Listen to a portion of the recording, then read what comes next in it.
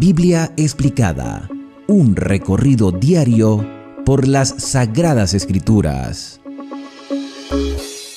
El capítulo 59 del libro del profeta Isaías es la continuación de un mensaje que hemos venido llevando en secuencia, ya que todo este libro está cargado de advertencias, de reprensiones, de lecciones de vida, de una bendita esperanza de un Mesías libertador, y también nos muestra la oportunidad que tenemos de depender de Él todos los días. El Mesías ya vino y pagó el precio del pecado de toda la humanidad.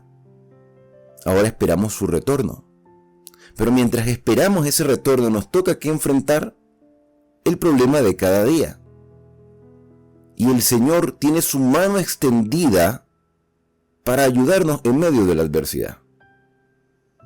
Y en el contexto en que se escribió este capítulo 59, se cree que ya estaba reinando Manasés, el hijo de Ezequías. Un hombre joven, pero que lamentablemente no siguió los caminos de su padre, por lo menos en los primeros años de su reinado. Le quitó la vida a mucha gente inocente e hizo volver al pueblo de Judá a la idolatría y a pisotear los mandamientos de Dios. Sin embargo, aún en esta época hubo fieles que estuvieron dispuestos a hacer la voluntad del Señor y eran la luz, eran el testimonio para otras personas, como lo podemos ser tú y yo en este día. Con esta premisa comenzamos la lectura de Isaías 59. Versículo número 1. He aquí, en medio de todo lo que mencionamos y en medio de este contexto histórico, he aquí, no se ha acortado, o sea, no se ha retraído la mano de Jehová para salvar, ni se ha agraviado su oído para oír. Si ustedes están, y le está diciendo el pueblo de ese tiempo, que también es un mensaje para nosotros, si ustedes están pasando por problemas, si ustedes les está yendo mal en la vida, si están sufriendo, es por las consecuencias de sus propios errores. Si ustedes están teniendo problemas terribles que se les escapan de las manos, pudiéramos decir que en algunos casos son adversidades que vienen como ataques del enemigo a nuestra vida, por nuestra fidelidad. Pero si hay infidelidad, si hay total separación del ser humano con Dios, evidentemente las consecuencias van a ser catastróficas. Y muchas personas en el tiempo antiguo como en la actualidad le adjudican nuestras adversidades al Señor. Y empezamos a preguntar por qué o hasta cuándo, o empezamos a decir, Señor, ¿por qué me abandonaste? Cuando en realidad el Señor dice que su mano no se ha acortado. En los mismos capítulos del profeta Isaías, vimos cómo el Señor hacía un llamado de que si vuestros pecados fuesen como la grana, como la nieve serán emblanquecidos, pero vengan, entremos a cuentas. Dios ha querido y ha buscado la reconciliación con su pueblo. Hemos sido nosotros los que nos hemos enemistado con Él, no Él con nosotros. Él tiene ira sobre el pecado, pero Él quiere limpiar nuestro pecado, limpiarnos de nuestra maldad. Si nuestros pecados fueren rojos como el carmesí, vendrán a ser como blanca lana. Si ustedes me acompañan un momento al capítulo número 9 de este mismo libro, vamos al capítulo número 9, y vamos a leer algunos versículos específicos para repasar lo que ya estudiamos. Verso 12 del capítulo 9. Miren lo que dice el verso 12. Esto es como por repaso. Hablando de todo lo que mencionamos en ese momento, lo que realmente quiero enfatizar es lo que aparece en la parte final del versículo 12. Cuando dice, del oriente los sirios y los filisteos del poniente y a boca llena devorarán a Israel. Ni con todo esto ha cesado su furor, sino que todavía su mano está extendida. El Señor tiene su mano extendida para beneficio de nosotros, pero no lo dice solamente el versículo 12, también lo dice el versículo 17, en la parte final. Por tanto, el Señor no tomará contentamiento de sus jóvenes, de sus huérfanos y viudas, de ellos tendrá misericordia, porque todos son falsos y malignos y su boca su boca habla despropósitos. O sea, la gente está errada, cometiendo acciones erradas. Ni con todo eso ha cesado su furor, sino que su mano sigue aún extendida de misericordia. Y se vuelve a repetir en el versículo 21. Manasés a Efraín y Efraín a Manasés, ambos contra Judá, ni con todo esto ha cesado su furor, sino que su mano sigue aún extendida.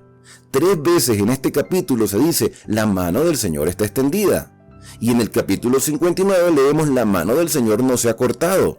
O sea, que así ustedes piensen que Dios les abandonó, eso no es así. Dios no les ha abandonado. He aquí que no se ha acortado la mano de Jehová. ¿Para qué? Para salvar. Porque el propósito es salvar. El propósito no es lo material. Lo material es un instrumento. Lo material es circunstancial. Dios quiere la salvación del ser humano, porque de tanto trabajar, de tantos problemas, de tantas adversidades, incluso de tantos placeres o de tanto lujo o de tanto bienestar, a la final no queda nada, porque nos vamos a morir. Tú puedes vivir 60, 70, 80 años en cualquier circunstancia, con problemas o sin problemas, con dinero o sin dinero, pero tanto el que tiene como el que no tiene se va a morir. Entonces el propósito de Dios es salvar. Lo material es solamente un medio para lograr un objetivo. ¿Cuál es tu objetivo en la vida? ¿Cuál es tu propósito? ¿Cuál es la razón por la cual te levantas cada mañana a enfrentar los problemas del cada día? El Señor dice que su mano no se ha cortado para salvarnos, ni se ha agravado su oído para oír. Pero, y aquí está el problema, pero son vuestras iniquidades las que han hecho división entre vosotros y vuestro Dios. Han sido nuestros pecados, nuestras faltas, nuestra condición inclinada hacia el mal, lo que nos ha separado de Dios. Tal cual como ocurrió en el Edén. El hombre desobedeció, Dios busca al hombre y el hombre se esconde. Se esconde porque tiene miedo. Nosotros nos escondemos de Dios. De los 8.500 millones de habitantes que hay en el mundo, la mayoría no quiere tener un contacto directo con su Creador, porque no creen en Él, o porque se sienten chasqueados, o porque tienen una percepción errada, o porque nosotros hemos dado un mal testimonio como creyentes. Pero ellos tienen su responsabilidad también con el Señor. Han sido las iniquidades las que han causado división entre nosotros y nuestro Dios, y vuestros pecados han hecho ocultar de vosotros su rostro para no oír. Somos nosotros los que no queremos oír al Señor, porque vuestras manos están contaminadas. Recordemos que esto se está diciendo en este contexto histórico, pero también tiene una aplicación a nuestra vida. Vuestras manos están contaminadas de sangre. ¿Cómo es posible que en Judá se diga que las manos de los que vivían allí teniendo el santuario, los sacerdotes, y también los profetas, porque había profetas, cómo es posible que se describa como parte de sus características que eran derramadores de sangre? Vuestros dedos están llenos de iniquidad, vuestros labios pronuncian mentiras, habla maldad vuestra lengua. Lo que debió el pueblo, que debió haber sido una luz al mundo, era todo lo contrario. No hay quien clame por justicia. ¿Cómo es posible que no haya nadie, absolutamente nadie, que se dé cuenta en la condición en la que se encuentra este pueblo? Que puede ser la misma condición en la cual se encuentre la iglesia del siglo XXI. A veces nos sorprendemos las cosas que pasan en algunas denominaciones religiosas, en algunos dirigentes, cosas que ni siquiera vale la pena mencionar aquí porque creo que ya las sabemos. No hay quien clame por justicia. ¿Dónde está el remanente? Ni quien juzgue con verdad. Confían en vanidad, hablan vanidades, conciben maldades y dan a luz iniquidad en lugar de dar a luz justicia. El pueblo de Judá, sus dirigentes, en general, todas las personas, concebían iniquidad todos los días. Incuban huevos de áspides, o sea, de serpientes, de culebras, y tejen telas de araña. sea, la tela de araña tú la puedes ver como una tela ahí de un animal que... Pero la tela de araña es una trampa. La tela de araña, la araña la teje para atrapar a su presa. Y Judá está tejiendo telas de araña según el contexto histórico. El que come de sus huevos, de los huevos de serpiente, morirá. ¿Y cómo alguien va a comer huevos de serpiente? Desde la metáfora, desde el simbolismo, es decir, ustedes están alimentando a las personas con huevos de culebras. En lugar de darles pan, le están dando huevos de serpiente. ¿Eso es una malintención? O sea que hay engaño en el mundo, pero ese engaño lamentablemente también llegó al pueblo de Dios. Y los que aprieten a esos huevos, les van a salir víboras. Sus telas no sirven para vestir, porque son telas de maldad. Telas para entrampar a las personas. Es como cuando uno le quiere ofrecer algún beneficio, pero en realidad la intención no es un beneficio, sino hacerle daño. Por eso nosotros, los fieles del Señor, los que intentamos hacer la voluntad del Señor, también tenemos que ser perspicaces, como dice un texto, ser mansos como paloma, pero astutos como serpientes.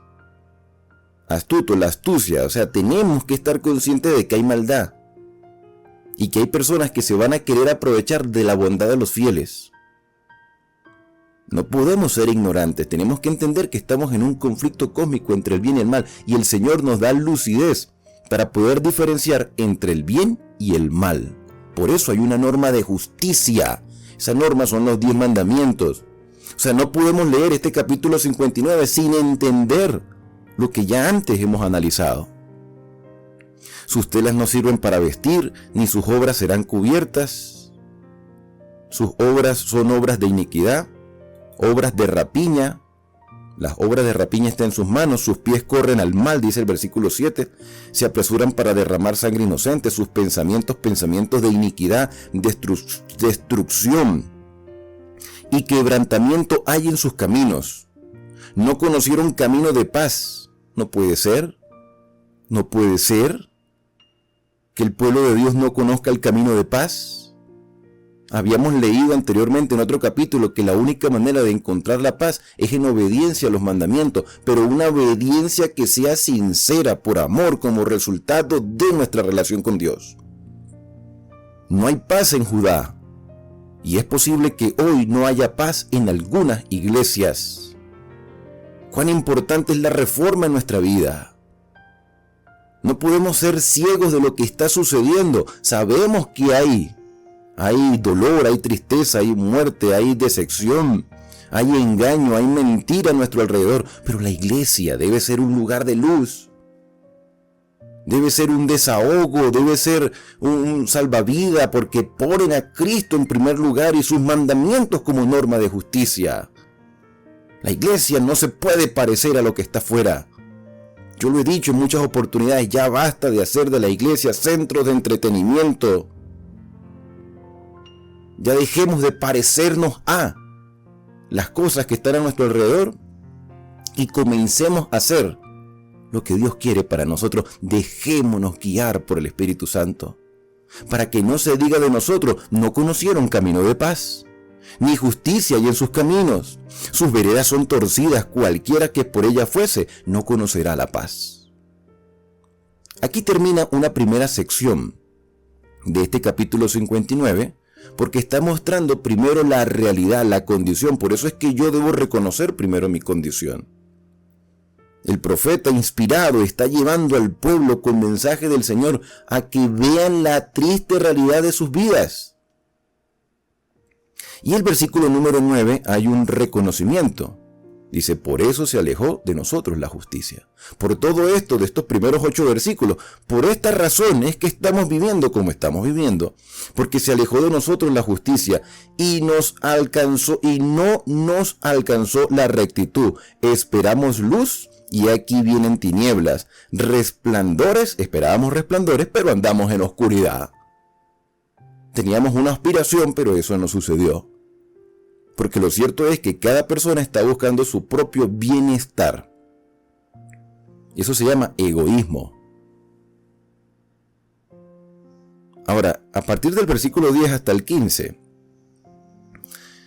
muestra una circunstancia que es un poco triste, porque no debió haber pasado. O sea, si bien es triste lo de los versículos 8, o sea, vemos ahora los resultados.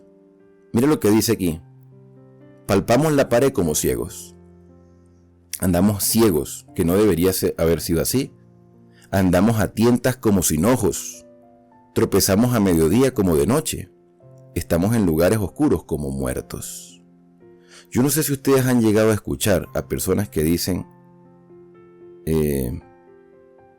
Dios me dio una revelación. Yo no dudo de que Dios dé revelaciones. Yo, de verdad, yo te lo digo, yo no lo dudo.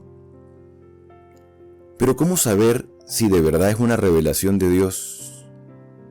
¿O cómo saber si esas personas, porque, a ver, todos tenemos sueños en las noches, o la mayoría soñamos. Pero tenemos que saber diferenciar cuándo un mensaje viene de Dios y cuándo no. ¿Y sabes cuál es uno de los principios para poder saber que Dios nos está revelando su voluntad? Isaías 8:20, a la ley y al testimonio. Yo he escuchado predicadores que dicen, Dios me reveló. Voy a hablar de los predicadores, no voy a hablar tanto de los hermanos, que los hermanos están aprendiendo, o sea, los que asisten a las iglesias, ellos están aprendiendo de los que están predicando en el púlpito.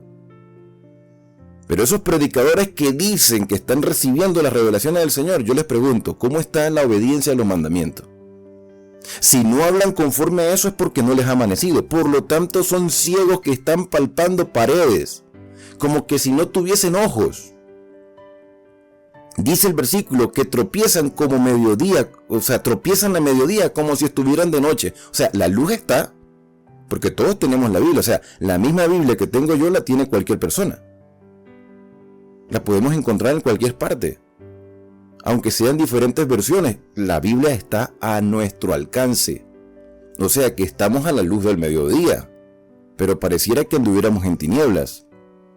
Estamos en lugares oscuros como muertos. Gruñimos como osos todos nosotros. O sea que en lugar de haber una transformación del carácter, seguimos siendo igual. Gruñimos como osos todos nosotros y gemimos lastimeramente como palomas. Bullicio. Esperamos justicia y no la hay, salvación y se alejó de nosotros. Porque nuestras rebeliones, fíjate que ahora ya no se habla de iniquidades. Porque la iniquidad es un pecado que se puede cometer, quizás por ignorancia, pero la rebeldía es consciente. Entonces, estas personas eran conscientes de cuál era la norma de justicia, pero seguían viviendo igual. Porque nuestras rebeliones se han multiplicado delante de ti. Y nuestros pecados han atestiguado contra nosotros. Porque con nosotros están nuestras iniquidades. Nuevamente se menciona iniquidades. Rebelión, iniquidades. Y conocemos nuestros pecados. Porque no somos ignorantes. Porque sabemos lo que está bien y está mal, pero no lo ponemos en práctica por el orgullo o por cualquier otra cosa. Al prevaricar y mentir contra Jehová, es decir, no somos sinceros con nosotros mismos, nos estamos engañando y estamos mintiéndole al Señor que lo conoce todo. Y al apartarse en pos de nuestro Dios, nos hemos apartado de Dios. La persona habla calumnias y rebelión, conciben y profieren y proferir, o sea, concebir y proferir de corazón palabras de mentira. El derecho o la justicia, dicen otras versiones, versículo 14, el derecho se retiró, la justicia se puso lejos, porque la verdad tropezó en la plaza y la equidad, es decir, la igualdad, no se pudo venir, o no pudo venir. No hubo equidad en el pueblo de Dios. Y la verdad, dice el versículo 15, fue detenida y el que se apartó del mal fue puesto en prisión. Y lo vio Jehová y desagradó a sus ojos, porque pereció el derecho. O sea, hay injusticia. Este versículo 15 lo que quiere decir es que hay injusticia a nuestro alrededor. Pero esto es un mensaje para el pueblo de Dios, no es un mensaje para la sociedad actual. Porque la sociedad actual sabemos que está mal, siempre ha estado mal.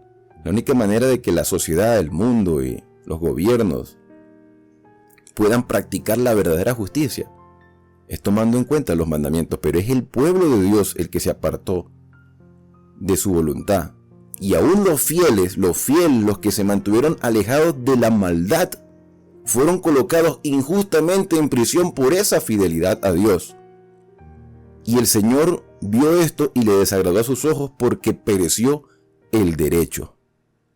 A partir del versículo 16 comienza una tercera sección y dice el versículo número 16, y vio que no había hombre. ¿Qué quiere decir esto de que no había hombre? O sea, que no había hombre justo. No había ni siquiera una persona que se atreviese a señalar lo que estaba pasando.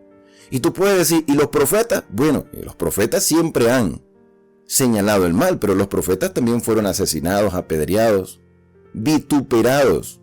A Isaías lo mataron. Isaías escribió este mensaje, pero a él lo mataron. A Jeremías lo lanzaron a un pozo. Eso lo vamos a estudiar cuando lleguemos a Jeremías. Ezequiel tuvo que irse exiliado. Daniel fue exiliado. O sea, los profetas también sufrieron a causa de la maldad del pueblo. Y el Señor vio que no había hombre, no había ni siquiera alguien. ¿Cómo es posible, hermanos, que hoy veamos lo que está sucediendo y no haya alguien que se levante a decir, hermano, esto no puede seguir así? Ahora, yo quiero hacer un paréntesis y saber de que tampoco podemos nosotros levantarnos, ¿cómo lo digo? No podemos pararnos en nuestra iglesia simplemente a pronunciar una palabra de condenación. Yo creo que Dios pone sabiduría en el corazón de sus fieles para poder hablar con sabiduría persona a persona. Poder nosotros hacer un trabajo de reconciliación. Porque si hoy, por ejemplo, una iglesia no quiere prestarle atención a los mandamientos del Señor, pero hay alguien dentro de esa iglesia que sí lo quiere hacer, no se va a parar a decir, hermano, estamos en pecado. Porque el primero que se va a sentir ofendido es el pastor. Yo pienso que debe haber un trabajo persona a persona, como lo hacía el Señor Jesús. Claro, empezando con el pastor de la iglesia. Mira, pastor, yo tengo esta convicción. Y yo creo que esta es la voluntad del Señor. Yo quizás no tenga los años de experiencia que tú tienes, pero esta es la palabra del Señor. Jesús habló con Nicodemo en la noche, Jesús habló con la samaritana a la orilla de un pozo. El Señor Jesús tenía encuentros personales, trabajaba persona a persona. Porque no es simplemente decir la verdad, es saber cómo decir la verdad. Porque algunas personas se van a sentir ofendidas y se van a sentir amenazadas. Pero si realmente tenemos el tacto que el Espíritu Santo pone en nuestra vida, se puede hacer una gran obra de salvación para nuestros hermanos en nuestras iglesias. No crear un conflicto eclesiástico, que ya suficientes problemas hemos tenido, sino crear una reconciliación verdadera al punto de decir, esto lo está dirigiendo el Señor. Esto es plan del Señor, porque donde el Señor mora habrá paz. Y en medio de las adversidades, la iglesia encontrará la luz. Pero lamentablemente, en el contexto histórico, se dice, no hay hombre, no hay quien se levante. Y el Señor se maravilló de que no hubiera quien se interpusiese. Otras traducciones dicen que no intercediesen. No había alguien que se levantara a pedir al Señor que hiciera un cambio estructural. O sea, las personas se habían conformado con esa situación. Y lo salvó su brazo y se afirmó su misma justicia. O sea, Dios siempre ha estado propenso a ayudar a su pueblo, pero su pueblo parece que no se deja ayudar. Pues de justicia se vistió como de coraza, hablando de el Señor. O sea, el Señor se vistió con coraza de justicia. Y con esa misma coraza nos quiere cubrir. La coraza es un instrumento de guerra, pero un instrumento de guerra no para atacar, sino para defender. Para defendernos de los ataques del enemigo. De hecho, el apóstol Pablo en la carta a los Efesios, en el capítulo 6, habla de eso, vestidos de toda la armadura de Dios. Y aquí se mencionan dos partes de la armadura. Se menciona la coraza, que va en el pecho, y se menciona el yelmo de la salvación, que es el casco. Entonces tenemos que proteger lo que entra a nuestra mente, tenemos que proteger nuestra vida, el pecho, a veces haciendo alusión al corazón, como a los sentimientos. Tenemos que ser cubiertos con la justicia del Señor, no con nuestra propia justicia. Y nuestra mente debe estar protegida porque nuestras convicciones deben mantenerse firmes aunque se desplomen los cielos. Debemos tener seguridad de salvación, coraza de justicia, yelmo de salvación. Dios ya nos ha provisto la salvación a través de Cristo. Debemos tener seguridad de que mis acciones no me salvan, que mis acciones son el resultado de la salvación que ya el Señor me ha proporcionado. Tú hoy debes tener seguridad de que Dios hizo todo por tu salvación y que tú simplemente lo que haces, lo haces como agradecimiento. Tomó ropas de venganza por vestidura y se cubrió de celo como de manto, hablando del Señor. Es el Señor, es Cristo. Aquí este versículo es mesiánico. Como no hay nadie que interceda, como no hay nadie que se levante y diga las cosas, entonces cuando Cristo vino mostró el verdadero carácter del Padre. Llevó a las personas a entender la Escritura y hoy nosotros como cristianos seguimos los pasos de Cristo. Como para vindicación, como para retribuir con ira a sus enemigos y dar el pago a sus adversarios. El pago dará a las costas, a las islas, los que están rodeados de maldad y se han dejado influenciar. El Señor dará un justo pago porque se le dio luz. Y temerán desde el occidente, o sea, desde donde se oculta el sol.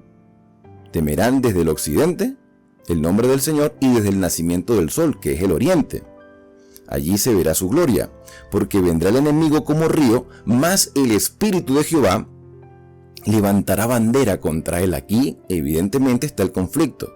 El enemigo Satanás y sus huestes de maldad, obrando también en la vida de las personas, va a ser impetuoso como río, como Apocalipsis 12. Hay una mujer vestida del sol, y el dragón echa de su boca agua como río para arrastrar a la mujer, pero Dios protege a la mujer y sustenta a la mujer. El Señor entonces, a través de su Espíritu, levanta bandera contra él. Levanta bandera, la bandera es la identidad.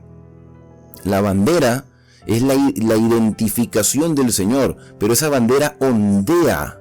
Entonces, el aire puede simbolizar aquí, el viento simboliza el bien, el agua impetuosa simboliza el mal, y entonces esas dos fuerzas chocan una contra otra, pero más fuerte es el Señor que el enemigo. Por lo tanto, debemos tener seguridad. Y vendrá el Redentor de Sión, hablando del Señor Jesús, o sea, del Mesías, y a los que se volvieron de la iniquidad en Jacob, dice Jehová, a los que se volvieron de la iniquidad, a los que fueron transformados, a los que fueron convertidos, a los que estuvieron dispuestos a hacer la voluntad del Señor, Él nos dice en este momento, versículo 21, que es el último versículo, Él nos dice en este momento, vamos a colocar acá el texto para que podamos saber qué nos dice el Señor. El Señor dice a los conversos, a los que han reaccionado, a los que han despertado, a ti y a mí nos dice, este será mi pacto con ellos. El Espíritu mío que está sobre ti, y mis palabras que puse en tu boca no faltarán de tu boca ni de la boca de tus hijos. O sea, siempre Dios ha tenido un pueblo remanente fiel. Y ese remanente nunca dejará de pronunciar palabras de bendición y de esperanza a la generación que ha de venir. Mi espíritu estará sobre ti. Se lo está diciendo al profeta, se lo está diciendo al pueblo y nos lo está diciendo a nosotros. Mi espíritu está sobre ti. Dios te dice en este día, si tú estás dispuesto a hacer su voluntad, si tú estás dispuesto a vestirte de la coraza de justicia y a colocarte el yelmo de la salvación, si tú estás dispuesto a que el Señor sea tu bandera, si en medio de este conflicto estás dispuesto a que Dios pelee por ti y tú le sigues al Señor con la seguridad de que Él te protege, entonces el Espíritu del Señor está sobre ti y las palabras del Señor estarán en tu boca. No faltará esa palabra en tu boca, ni de la boca de tus hijos de la siguiente generación, ni de la boca de los hijos de tus hijos, la tercera generación. Jehová, desde ahora y para siempre, así lo dijo. Así lo dijo, dice el versículo, la parte final. Esto lo dijo Jehová, lo dijo ahora, en ese tiempo cuando se escribió, y lo dice siempre porque Él no cambia. Y eso nos debe llenar de seguridad. Eso debe fortalecer nuestra fe. Eso nos debe llenar de esperanza. ¿Te gustaría conocer la voluntad del Señor y colocarla en práctica? Pues entonces el Espíritu de Dios está obrando en ti. Deseo lo mejor para tu vida, para tu familia y para tus hermanos de fe. Y si no perteneces a ninguna comunidad de fe, yo estoy seguro que el Señor te va a mostrar el camino por donde debes andar hasta que Cristo venga a buscarnos. Con esto terminamos este capítulo y te extiendo la invitación a que me puedas acompañar en el próximo, en el capítulo 60 aquí de Isaías, para que de esa manera sigamos creciendo en la revelación que Dios nos ha dejado.